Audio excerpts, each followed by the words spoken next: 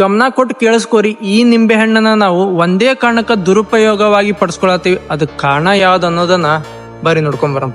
ಆವಾಗಿನ ಕಾಲದಾಗ ಇಂಜನ್ ಗಾಡಿಗಳದು ಇದ್ದಿದ್ದೇ ಎತ್ತಿನ ಗಾಡಿಗಳು ಮತ್ತು ಕುದುರೆ ಗಾಡಿಗಳು. ಅವಾಗೆಲ್ಲ ದೂರವಾದ ಪ್ರಯಾಣ ಮಾಡ್ತಿದಾರಲ್ಲ ಜನಗಳು, ಹಿಂಗ ಹೋಗೋ ಮುಂದೆ ಕಲ್ಲಾಗ್ಲಿ ಮುಳ್ಳಾಗ್ಲಿ ಯಾವುದೇ ಒಂದು ಕೆಸರಿನ ಪದಾರ್ಥ ಆಗಲಿ ಆ ಪ್ರಾಣಿ ಕೆಳಗಡೆ ಅಂದ್ರೆ ಎತ್ತು ಕುದುರೆ ಕಾಲ್ ಕೆಳಗಡೆ ಸಿಕ್ಕೊಂಡು ಅದಕ್ಕೆ ಗಾಯ ಆಗಿ ಅದೇ ಗಾಯ ದೊಡ್ಡದಾಗಿ ಆ ಗಾಯದ ಕೆಳಗಡೆ ಹುಳ ಆಗ್ಬಿಡ್ತಿದ್ವು ಅಂತ. ಇದೇ ಕಾರಣಕ್ಕೆ ಅವಾಗಿನ ಕಾಲದ ನಮ್ಮ ಹಿರಿಯರು ಏನ್ ಮಾಡಿದ್ರಪ್ಪ ಅಂತಂದ್ರೆ ಎತ್ತಿ ಆಗ್ಲಿ ಕುದುರೆ ಆಗ್ಲಿ ಅದ್ರ ಕಾಲ್ ಕೆಳಗಡೆ ನಿಂಬೆಣ್ಣ ಇಟ್ಟು ತುಳಸಿದ್ರಂತ.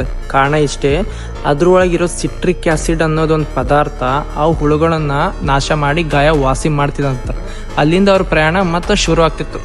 ಆದ್ರೆ ಈಗೆಲ್ಲ ನಾವೇನ್ ಮಾಡಾಕತ್ತೀವಿ ಹೇಳ, ನಮ್ಮ ಹಿರಿಯರು ಏನ್ ತಪ್ಪು ಮಾಡಿದ್ರಪ್ಪ ಅಂತಂದ್ರ ಗಾಡಿ ಅಂದ್ರೆ ಪ್ರಯಾಣಕ್ಕೂ ಮುಂಚೆ ನಿಂಬೆಣ್ಣನ ಗಾಡಿ ಮ್ಯಾಗ ಹತ್ತಿಸ್ಕೊಂಡು ಹೋಗ್ರಿ ಅಂದ್ ಬಿಟ್ರ ಅವ್ರು. ಅದನ್ನ ಬಿಟ್ರೆ ಮತ್ತೆ ಏನೂ ಹೇಳಕ್ ಹೋಗ್ಲಿಲ್ಲ, ನಾವ್ ಏನು ಕ್ವಶನ್ ಮಾಡಕ್ಕೂ ಹೋಗ್ಲಿಲ್ಲ. ಅಲ್ಲೇ ನಾವು ಮಾಡಿ ದೊಡ್ಡ ತಪ್ಪು. ಆದ್ರೆ ನಾವೀಗ ಏನ್ ಮಾಡತ್ತೀವಿ, ಅದೇ ನಿಂಬೆಹಣ್ಣ ರಬ್ಬರ್ ಟೈರ್ ಮ್ಯಾಗ ಹಾಯಿಸಿ ತೊಗೊಂಡ್ ಹೊಂಟಿವಿ. ಅದಕ್ಕೆ ನಾ ಏನ್ ಹೇಳೋದಪ್ಪ ಅಂತಂದ್ರ, ನೀವು ಕ್ವಶನ್ಗೆ ಆನ್ಸರ್ ಬರದ್ರ ನಿಮಗ ಮಾರ್ಕ್ಸ್ ಅಷ್ಟೇ ಸಿಗ್ತೈತಿ. ಅದೇ ಕ್ವಶನ್ಗೆ ನೀವು ಮರು ಉತ್ತರ ಏನಾರ ಕೇಳಿದ್ರಿ ಅಂದ್ರ ಬುದ್ಧಿವಂತರಾಗ್ತೀರಿ. ಇಷ್ಟೇ.